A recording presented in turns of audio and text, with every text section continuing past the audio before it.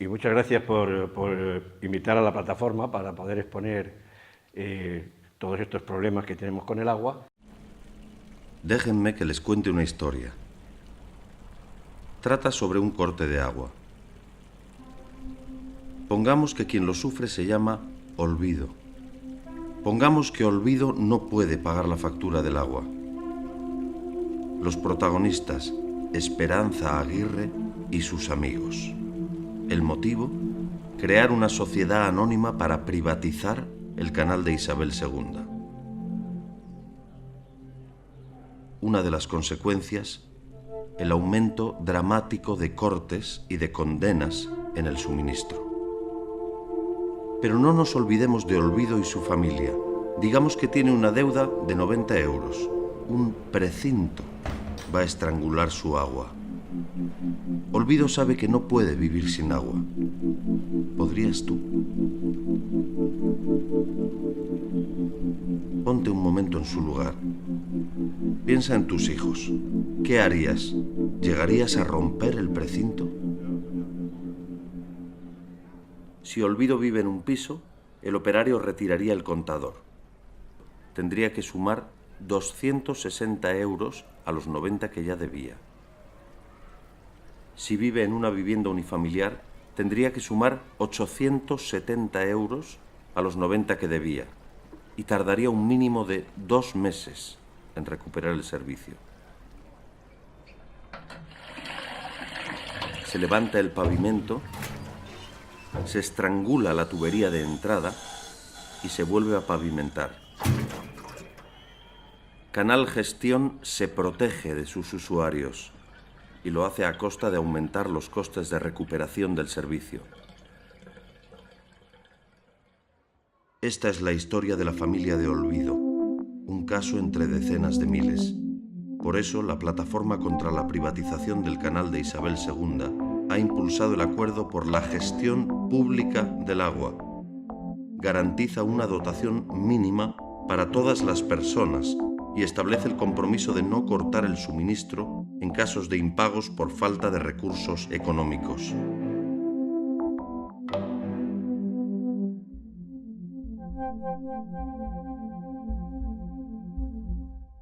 La historia que hemos contado se podría evitar con facilidad. Quienes han creado esta situación están en el vértice de una pirámide que sujetamos sobre nuestros hombros. Movámonos. Ni un corte más.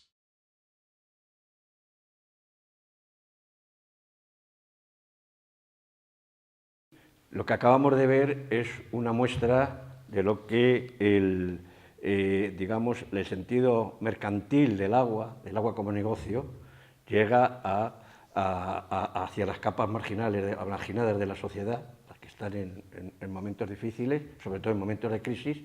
Esto no es solamente aquí, es a nivel de toda España, es a nivel de todo el mundo, y por eso quería empezar un poco más globalmente. Quería empezar con cómo está este tema a nivel mundial, porque veremos mucho más fácil el papel de la mujer en estos movimientos, en principio, porque las contradicciones son más agudas. Luego iremos viendo cómo en los momentos de crisis se va poniendo también en los países como en Europa y en España, como habéis visto esto que acabamos de ver, ¿no?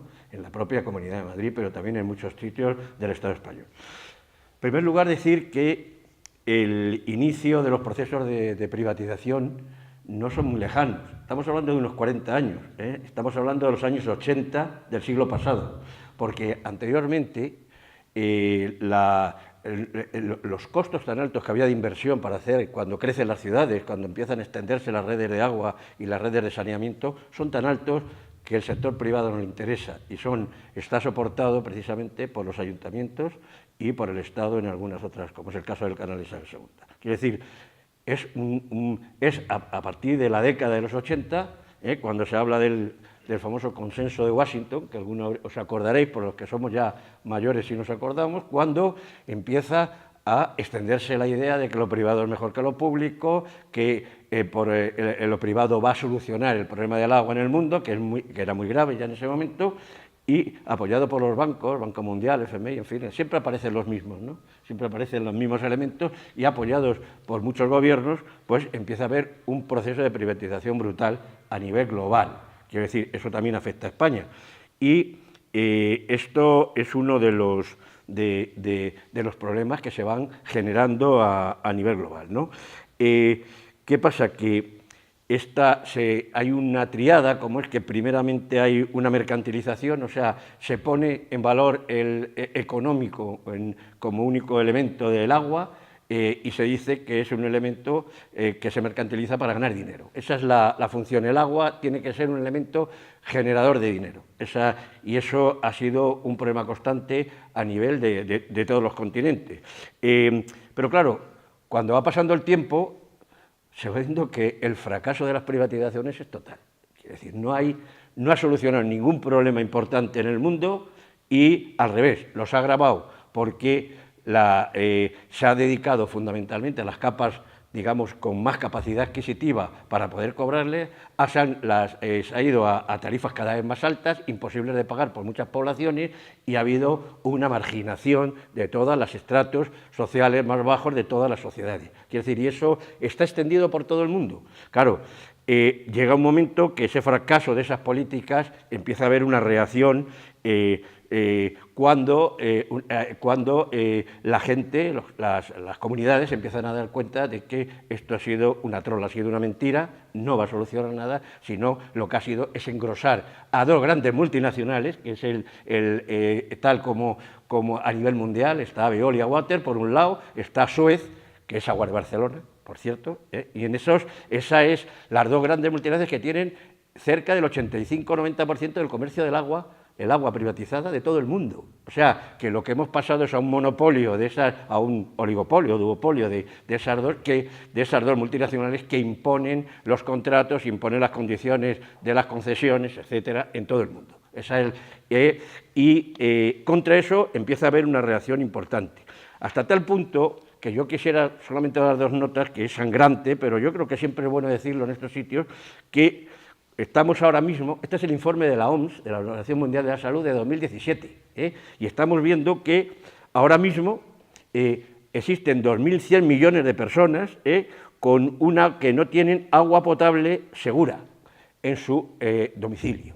2 millones. Y de ellos, cerca de 1.000 millones, 1.000 y pico millones, no tienen agua potable de ninguna forma. Quiero decir, eso con toda la campaña de que se iba a resolver ese problema a través de la privatización. Pero es que en saneamiento la cifra, eso significa que 1 de cada 3 habitantes no tiene agua potable, no consume agua potable segura en el mundo. Y a nivel de saneamiento la cifra es más escandalosa, 4.500 millones, esto es informe Organización Mundial de la Salud, invento, 4.500 millones carecen de saneamiento seguro, y de ellos unos 2.300 millones no tienen ningún tipo de saneamiento. O sea, eso significa que 6 de cada 10 personas en el mundo no tienen saneamiento seguro. Eso es algo increíble en esto. Esto hay que decirlo. Eso ha sido fruto de esa acción de estas privatizaciones que ha habido en el mundo que no solucionan nada. Claro, entonces ocurre que hay un movimiento global que os recordaréis que empieza, por poner un foco, en Cochabamba, yo no sé, por ponerlo, porque eso, como además tuvimos la suerte de ver la película aquella de Iciar Bogarín, y también La lluvia, pues yo creo que fuimos, por lo menos somos más sensibles a ese tema, pero Cochabamba significa un salto, pero estamos hablando del 2000, estamos hablando ya alrededor, o sea, ya a principios ya de este siglo. Quiero decir, hay una reacción brutal en toda Latinoamérica, que es donde empieza, y entonces hay una revuelta en Buenos Aires, hay una revuelta en Cochabamba, una revuelta en Alto, una revuelta en Uruguay, y empieza a extenderse el tema de la lucha contra la privatización, que pasa después también es analizada por los movimientos europeos y empieza también aquí. Eso significa que hay una respuesta social muy alta y un proceso global cambia el paradigma. Los ciudadanos se dan cuenta de que eso no sirve para nada la privatización, sino al revés, y empieza a haber un proceso de remunicipalización a nivel mundial, hasta tal punto de que en los últimos, del 2000 al 2017 aproximadamente, estamos cerca de 300 remunicipalizaciones de ciudades grandes en el mundo. Estamos hablando de París, estamos hablando de Berlín, esto lo habréis escuchado muchas veces, pero ya Milán, Bruselas, empieza a extenderse y, curiosamente, en Estados Unidos, de las 300 que estoy diciendo, 100 son de Estados Unidos que se han remunicipalizado, a pesar de que es el continente, o sea, el país, no digo de la era Trump, pero ha sido de anteriores eras que veían que el tema de la privatización era un fracaso. En ese momento de esas luchas aparece un elemento que nosotros, cuando habéis visto este vídeo, lo tenemos como es un elemento fundamental, muy potente, que es el derecho humano al agua. En Naciones Unidas aprueba que el abastecimiento y el saneamiento es un derecho humano, es un derecho de todas las poblaciones y que, por tanto, los gobiernos tienen que dar provisión de esas aguas, pero con una serie de características, aparte de la calidad, y yo creo que es muy interesante porque ahí se va gestando una nueva visión de lo que debe ser el agua como un elemento necesario para la vida y, por lo tanto, que no puede ser objeto de mercantilización. Porque ya directamente se habla de que es necesaria la equidad, es necesaria la igualdad. Estos son criterios que las propias Naciones Unidas van poniendo para cómo se va a llevar a cabo el derecho humano al agua. Es necesario la dotación de un agua suficiente, una calidad adecuada, una accesibilidad, por ejemplo, en los servicios de forma continua y una asequibilidad que significa que no distorsione y comprometa las condiciones de vida de los usuarios y, lo que es más importante, porque durante estos movimientos se empieza no solamente a luchar contra la privatización, sino a cambiar los modelos de gestión. Ese es un elemento fundamental que nosotros, la plataforma, como ya veremos, pues lo hemos ido absorbiendo de todas esas luchas que ha habido por todo el mundo. Empezamos a movernos, primero los trabajadores del canal, después empezamos a movernos los que comúnmente nos movemos, hablamos con Ecologistas de Nación, ATAC, la FRAN, de la Asociación de Vecinos, no sé qué, y empezamos a montar lo que sería después la plataforma contra la privatización del canal, que hoy en día tiene 23 organizaciones dentro de la propia estructura de la plataforma, y luego muchas personas, pues, a título individual, que pueden aportar. Esa sí ha sido ya una batalla que llevamos desde finales de 2009 como plataforma, ya han pasado años, y seguimos en ella. ¿Qué ha pasado? Que a pesar de que hay problemas para la privatización, se forma Canal Gestión Sociedad Anónima, ya hemos visto. Canal Gestión de Sociedad Anónima es un intento necesario para preparar la privatización cuando las condiciones sean mejores, y esa es la realidad. Ahora, la ley que lo posibilita está perfectamente todavía hábil, y el día que quiera o haya una correlación de fuerzas diferente, se puede privatizar el canal absolutamente. Estamos en ese momento. Por ahora, como la correlación de fuerzas no es demasiado, pues parece que se mantiene todavía sin privatizar. Pero hay que estar alerta porque realmente la ley que lo permite. Quiero decir, eso entonces, pero hemos aprendido de lo que es una sociedad anónima. Cuando la sociedad anónima se forma, hemos tenido muchos años, ya llevamos varios años, para ver cómo era. Y ahí que hemos visto que la sociedad anónima, ¿cómo ha funcionado? Pues Canal Gestión, que se forma en 2012, si os acordáis, ya funciona aparece que es como pública, pero funciona como privada. Es una caja negra, está blindada ante cualquier, incluso, fiscalización, porque ahí ya era muy difícil en esa época, anterior incluso de la época de esta nueva de mejora en la correlación de fuerzas de la Asamblea, pero es que era imposible discutir en la propia Asamblea. No era, Canal hacía lo que quería. ¿Cómo lo hacía? A través de un consejo de administración absolutamente ligado al Partido Popular, y ya estaba. Esa era una cooptación de la propia Canal para hacer las cosas. Claro, después se ha visto qué cosas hacían, quiero decir, ya intuíamos, íbamos viendo, ahí había detracción de dineros, pero no se veía claramente qué es lo que estaba haciendo. Ahora, un minuto hablo de eso. Quiero decir, pero lo que sí es verdad es que durante esta época que estamos, el afán de ganar dinero que tenía la propia comunidad ha hecho que el objetivo era, como decían ellos, valorizar la sociedad, que significa hacer que gane más dinero, para así atraigamos a las propias empresas que después comprarán la parte correspondiente del canal y decir que esto es un chollo.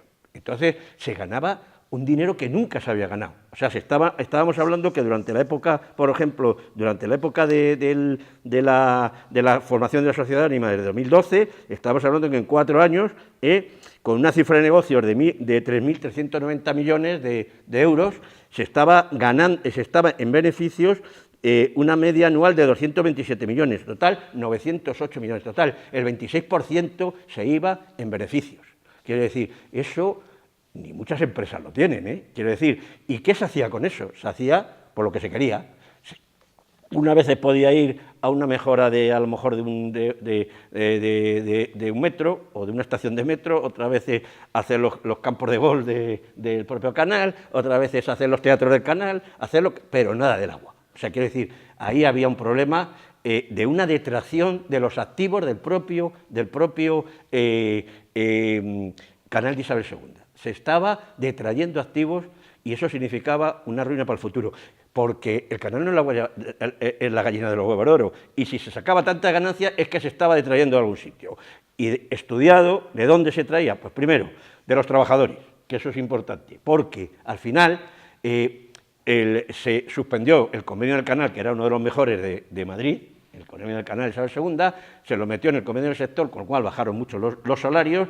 Desde que Canal Gestión Sociedad Anónima se hace, no entra ni un solo fijo, todos son precarios, quiero decir. Entonces, bueno, quiero decir, con eso se va ganando un dinero. ¿Cuál es la siguiente? No hacer inversiones, bajar las inversiones. Claro, con eso estás hipotecando la sociedad. Y también mantener la deuda, una deuda alta, y como también subiendo las tarifas, y es la época de mayor subida de tarifas de todo el tiempo. Claro, con ese tipo de cosas lo que conseguías es ir hundiendo el canal. Claro, si a eso le sumas el otro gran saqueo que llamamos el canal, que es aquellos que hicieron a través de la corrupción, caso Lezo, caso Púnica, caso Tosca, porque todos tenían unos nombres además muy bonitos, entonces, en donde el Partido Popular se ha alimentado del dinero del canal, en muchos casos, cuando personas integrantes del Partido Popular, colocados en lugares privilegiados, han podido traer dinero y ahora se saben que tienen cuentas en Suiza, que se han llevado dinero, hasta el propio Ignacio González y los propios directivos, es que esto, ahora mismo, el canal está en una crisis de confianza absoluta. Y una cosa importante en esto es que, además de todo eso, para ganar más dinero lo que se hace es decir, nos vamos a poner duro con los cortes de agua, que es lo que hemos visto ahí. Nos vamos a poner duros con los cortes del agua cuando en la Comunidad de Madrid siempre había habido algunos cortes, pero eran minúsculos, eran de un porcentaje muy alto. Pero es que en el año 2013, que es cuando tenemos los datos más fiables, después los cortaron pues nos encontramos que el número de cortes de suministro estaban en 73.000 ya en 2013, cuando no habían pasado de 5.000, 4.000 al principio de 2008. Y luego los cortes de agua habían pasado ya a 7.000 y pico cortes de agua. O sea, primero te quitan el suministro, después te cortan la tubería, como te dicen. Cuando dicen corte es que te estrangulan la tubería y fuera. Ya se ha acabado en ese sentido. Quiero decir que estábamos en una actividad antisocial absolutamente. Esto galvanizó a la sociedad. Yo creo que también en esto es muy importante el papel del 15M aquí, hay que reconocerlo, porque el 15M, nosotros, la plataforma, entramos en una alianza con el 15M, y decimos alianza, llevamos unos botijos a sol, que ponía agua pública, y no sé si acordéis todo esto, nada más que empezar, y prácticamente 15M plataforma no sabía distinguirse, y incluso ahora todavía queda Marea Azul dentro de la plataforma, que es la parte de lo que era el 15M. Bueno, eso nos ayudó a la expansión, ha habido una lucha que todos conocéis y por eso yo no había... Y ya voy a lo último. Esto significa que nosotros, como plataforma, tenemos voy a decir 3 retos, y ya con esto voy a acabar. En primer lugar, tenemos el problema de que, tal como está la situación de crisis del canal, de saqueo del canal, hay que cambiar el modelo de gestión absolutamente. Yo creo que ese es el gran problema. El haber hecho esa sociedad anónima ha sido la condición sine qua non, aparte de la mercantilización anterior, de poder ocultar todo ese tipo de tropelías que han hecho.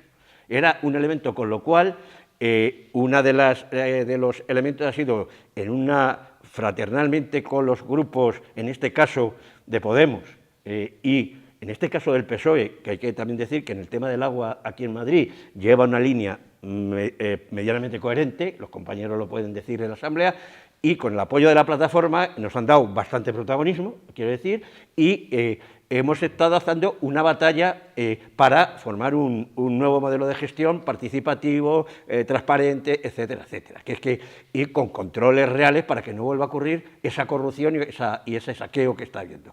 Bueno, el problema es que no estamos limitados porque por ese pacto entre PP y Ciudadanos ha parado el tema. Y estamos ahora, pues, viendo, mira, el viernes tenemos una reunión con Podemos para ver cómo podemos relanzar el tema otra vez. Pero esa es una cosa. La segunda cosa es el derecho humano al agua. No puede haber en la Comunidad de Madrid un corte de agua por problemas económicos. No puede haberlo. Estamos luchando, pero no crees que es que lo hay. El canal dice que no lo hay.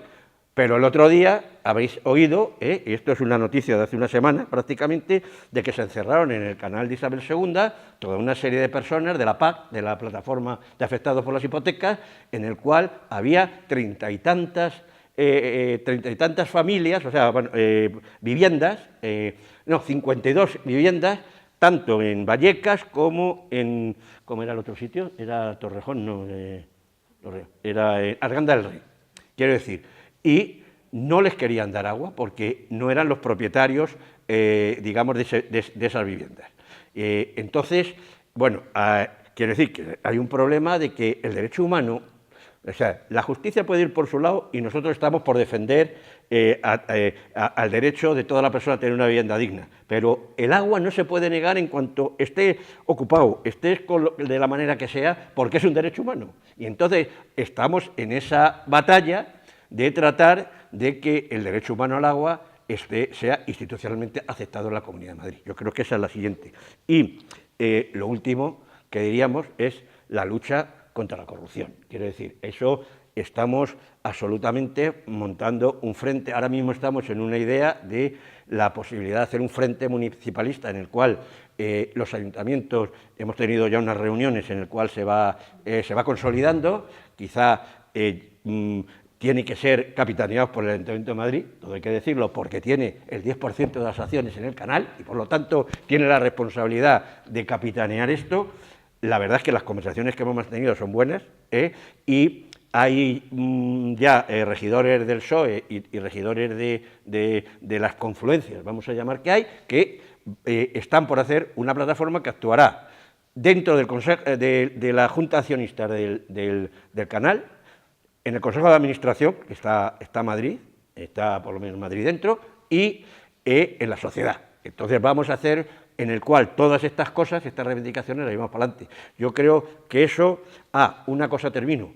Curiosamente, de la PAC, los datos de la PAC, de estas viviendas que hay sin agua, el 80% son mujeres y niñas. Os lo digo por, curiosamente, cuando ocurre un problema de agua, encuentra que los mayores afectados en porcentaje son las mujeres y las niñas. Vuelve otra vez a ocurrir lo que ocurría en Bolivia o lo que ocurría en Latinoamérica. Y por eso, por tanto, creemos que la lucha por los servicios de agua y saneamiento públicos es una lucha de mujeres y que es fundamental para esa lucha feminista que está llevando. Muchísimas gracias.